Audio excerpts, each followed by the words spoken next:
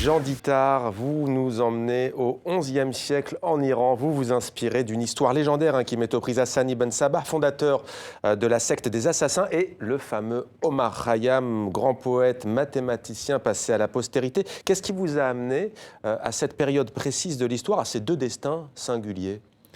Alors, je sais pas exactement quand j'ai découvert cette légende historique, effectivement, autour de la secte des assassins et de la légende donc de ce simulacre de paradis conçu par Hassan ibn Sabah.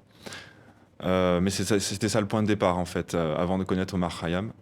Et le deuxième aspect, c'est l'esprit des miniatures persanes. La séduction graphique que j'avais eue à un moment en découvrant en fait l'effet esthétique m'a fait envie en fait de voir les personnages parler, s'animer, bouger. Et je trouvais des liens avec la ligne claire en bande dessinée, donc l'esthétique un peu de Hergé avec des contours très fins, des aplats de couleurs. Et je me disais, il y a quelque chose que j'ai envie d'explorer, un dialogue que j'ai envie d'explorer en bande dessinée. Et à un moment, j'ai mis en lien ces deux désirs, cette histoire qui me fascinait, et ce graphisme.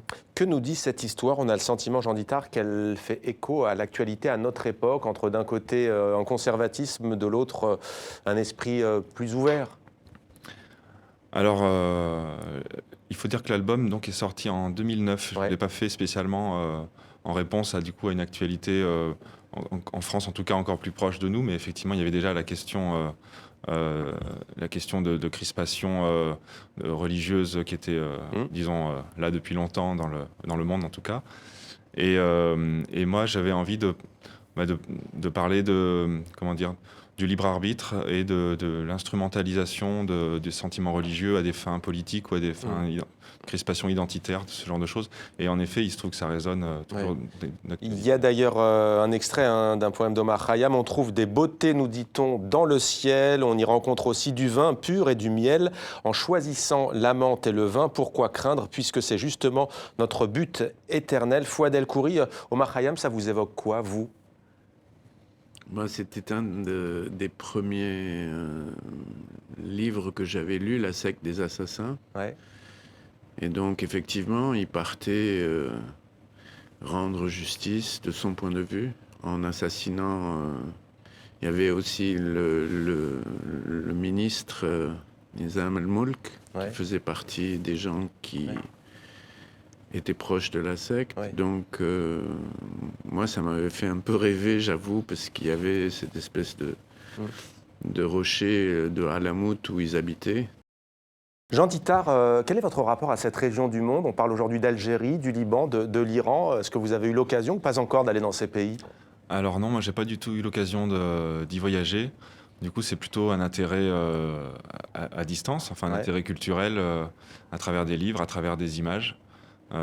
Voilà, et donc c'est vrai que j'ai plutôt rêvé autour de ça. Il y a donc le sourire des marionnettes. La suite, quelle est-elle pour vous ? Ça sera toujours en album ou est-ce que vous avez d'autres projets artistiques ? Alors, je suis sur un projet actuellement d'album de bande dessinée, toujours, qui se passe à la Renaissance, autour de conflits religieux entre catholiques et protestants, cette fois-ci. Et de tentatives de colonisation de l'Amérique. Et cette fois, au niveau du graphisme, sur quoi allez-vous vous interpréter ? Parce que là, on quitte les miniatures. Mais il y a toujours des questions d'image, moi, qui m'intéressent beaucoup, de représentation, en l'occurrence cartographiques, qui sont un de mes points de départ. Et voilà, donc effectivement, je change d'outil, par exemple, pour dessiner mon projet actuel.